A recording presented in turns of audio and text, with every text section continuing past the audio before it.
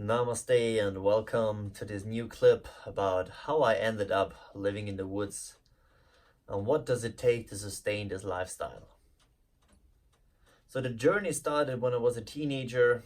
I lived a very casual family life, going to school. And at one point I was very bored and unsatisfied about all that. And I chose to cancel it and to take part in a wilderness program. The program took place in the northern part of Italy, and basically it was about, hey, here you have a piece of land, learn to survive. And the first challenge was building yourself a shelter where you can live, and from there learn all the other skills necessary.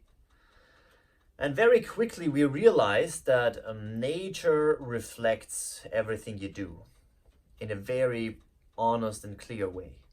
So when your mind is weak and you're traveling through the night and you get lost and you start to panic, this is a reflection of nature that you have a weak mind.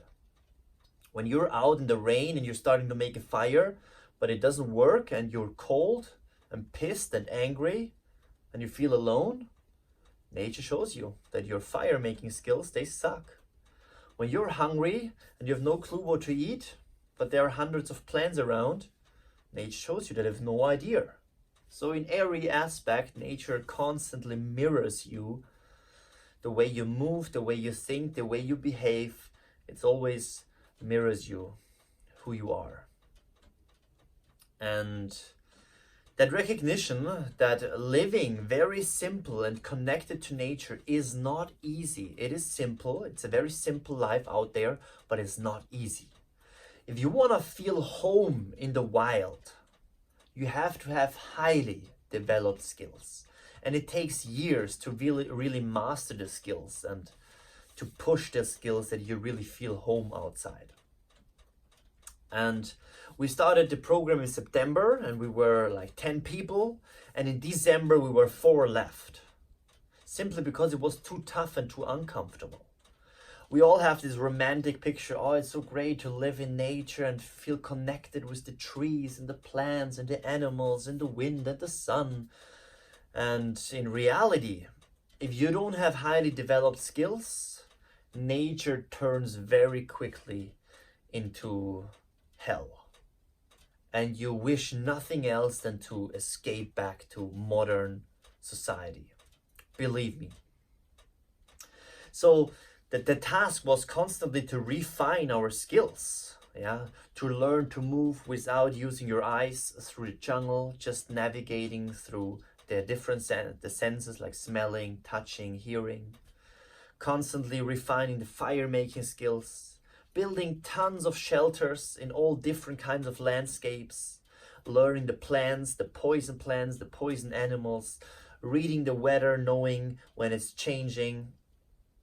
All these kind of skills are quite essential to feel home. And we had 3 years constantly getting better and better and challenging ourselves to master that. It was very tough, but as well a great adventure. And another thing is you're changing in your character, you're changing your beliefs, you're becoming kind of wild. And I really noticed this when I returned back to the city and I rented a flat on the 3rd floor, so a little box, costs quite a lot of money. And I realized after 2 months, I can't handle that anymore.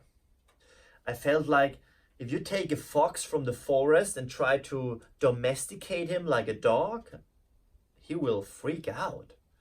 And okay, that's a crazy example, but somehow it was the same. I was like feeling, why I'm paying for that box? I'm surrounded by walls, there is noise, it doesn't smell good. But why? Why people do that? And I thought, okay, no, I'm canceling it again. I go back to the edge of the city, there is a forest, I'm going to build my shelter, and I'm gonna live there. We call this urban survival. It's a little difference. But anyway, I built my shelter, and of course the rangers were coming, the hunters were coming and telling me this is absolutely forbidden. I have to remove everything, and point. From a native perspective, that's just the drama. That's just a nightmare. That you are not anymore allowed to live wherever and however you want. That you are not allowed to move freely through this earth and build your shelter and live there is absolutely nonsense. From a native perspective, you can never own a land, but you can only belong to the land. You can take care for the land. And that's a reality which is timeless, absolutely timeless. So from the native tribal perspective, the world is your country, and you have to take care for it and to make it become paradise. And somehow we change that. But I hope in future we return back to this more tribal realization that this earth is our home and we have to take care, and it's never about owning the land, it's always about taking care for the land. And yeah, but I knew, okay, to sustain my lifestyle, because I was not able to buy a land, I was not able to buy a forest, so I thought, okay, I have to find a private property with a big fence around where I will be protected. And in the best case, this private property is not used, so nobody's living there.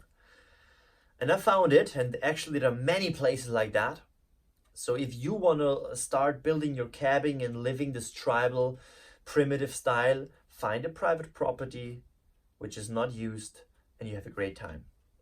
So this is why I can still be here, still having my shelter, my lifestyle, because it's a private property. And over the years, the owners changed, and the new owners, I was very happy. They found me in the forest, and they really celebrated my way of life. They told me, okay, you can have electricity, you can have running water, just keep going, have a great life, pay a little bit of rent, and we are all fine. And yeah, now, as you see, it's not anymore really primitive, and I changed my approach as well a bit. It's more a fusion. It's a fusion of tribal, indigenous living as well as modern availabilities. Because I have electricity, I have running water, I have LTE internet, I have hot water for showering, which makes life way more comfortable, obviously. Which it's easy to keep in contact with the outer world. And I celebrate that. As well, when I project my vision into the future, I see little villages based on that principle of this fusion of tribal and modern achievements. And in Austria, that's very difficult as well. This whole infrastructure, this whole camp area is illegal, you can say, even if it's on a private property. You cannot live this way, which is a shame, yeah, a big shame, but it's just the law. But I don't care, I really don't care. And in future, somewhere else, I want to create these villages. But yeah, right now, this is kind of a test field. I give you a little tour, so you have a more feeling of how it looks like. And yeah, lots of people ask me, how is it to build at that? And is it hard to build a little house for yourself? And I always say, no, it's not hard. You just have to have the willingness, the wish to do it. And once you start building, you face lots of difficulties and lots of problems. But as well, while building, all the insights are coming and all the solutions are coming. So it's a very highly creative process, very fun, yeah. And you just keep going, keep building, and it's pretty. I spent maybe 10,000 euro for the whole infrastructure. When you relate it to a normal house, it's nothing. Yeah, 10,000 euro. So of course, most of the material is recycled or straight from the forest. But hey, I love this life, a way of life, and that's why I'm choosing it. So let's start with the center of the hut. It's always the oven, the fireplace. My recommendation would be never save money here. Find really a good piece. I spent 1,400 euros, which is quite a lot of money. But to keep it warm and to have a great quality here is very important. Otherwise, you won't enjoy it. Then from here, we go to the sleeping area. I built a little cave where my bed is. Here a big window. It's important to know that all the material is recycled, so I spent maybe 10 to 15 euros for each window. For all the boards as well, the wooden floor, I spent zero money. I found them. You can find them in many places. Sometimes people throw a bunch of wood away. We just need to have a car to carry it to the camp. Then you see more windows. Yeah, I designed the hut with many windows because in the summer time it's very dark in the woods because it's really a jungle out there, and so I have more light. And I chose to build the hut in between two trees, two living trees. They go up 20 meters, and I really enjoy that because a tree is always a source of protection from rain and snow and wind, and as well you're more invisible, which is important. The roof construction is very basic. I just cut trees, place them, branches on top, and then I have long grass to cover it so it looks more beautiful. And on top of the grass I have tarp, 3 layers of tarp. So you see, it's not 100% natural. It's really this fusion of nature and modern possibilities. Here we go into the bathroom. Rain shower. Spotlight. I use organic shampoo and it goes straight out into the woods. I think that's fine. Here, hot water. Oh my god, I'm so happy about that. Back. Let's have a little look outside. I mean, here's the kitchen. You see, I'm growing bananas and I'm growing oranges and tomatoes. Haha, that would be fun. But no, I'm dumpstering. Oh, you see here something very important. This is the LTE internet. As well here, super simple. For cooking, a little fridge, running water, more windows, and here we go outside. Always make sure you have close to your hut a wood storage place, because you need a lot of wood in the winter time.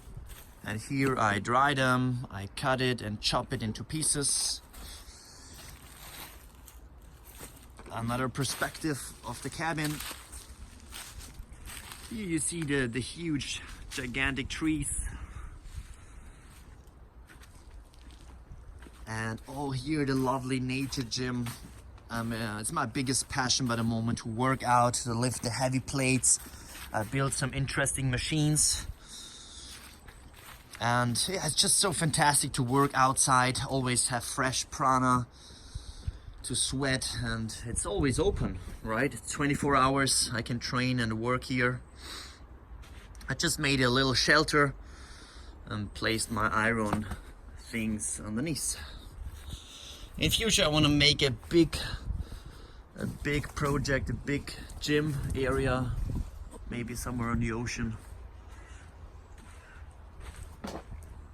Here another perspective on the little hut. You see, it's very small. Very simple, everything.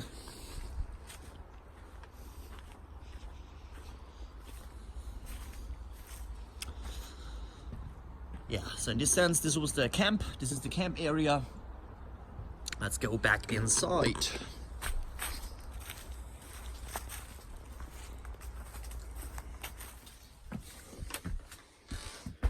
All right, here we are. Yeah, so thanks for watching. I hope you liked this video. Check my website. I'm planning retreats for the upcoming year. 4 days of wilderness immersion where you learn in 4 days, very intense training, the basic principles, the basic skills of how to live in the wild. So if you're interested, check all the informations on Cristiano Caribou. Maybe we see there. I'm really looking forward to that. because it's an epic adventure and so much fun and such a evolution of personality as well. So in this sense, namaste.